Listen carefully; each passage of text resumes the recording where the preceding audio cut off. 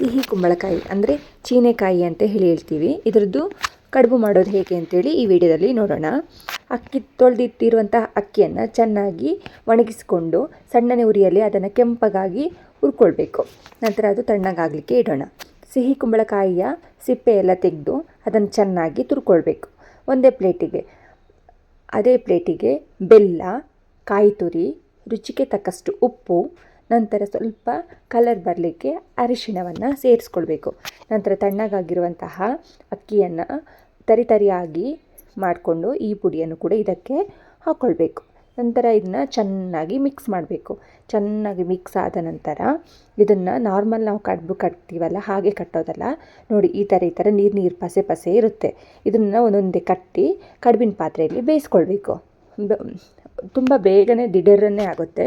Next ಅದು ಬೆಂದ ನಂತರ ನೋಡಿ ಈ ಥರ ಬರುತ್ತೆ. ಇದಕ್ಕೆ ನಾವು ಬಿಸಿ ಇರಬೇಕಾದ್ರೇ ತುಪ್ಪವನ್ನು ಸೇರಿಸ್ಕೊಂಡು ತಿಂದರೆ ತುಂಬ ಚೆನ್ನಾಗಿರುತ್ತೆ. ನೀವು ಕೂಡ ಮನೇಲಿ ಟ್ರೈ ಮಾಡಿ, ಹೇಗಿದೆ ಅಂತ ಕಮೆಂಟ್ ಮಾಡಿ, ಹಾಗೆ ಲೈಕ್ ಮಾಡಿ, ಈ ವಿಡಿಯೋನ ಶೇರ್ ಮಾಡಿ.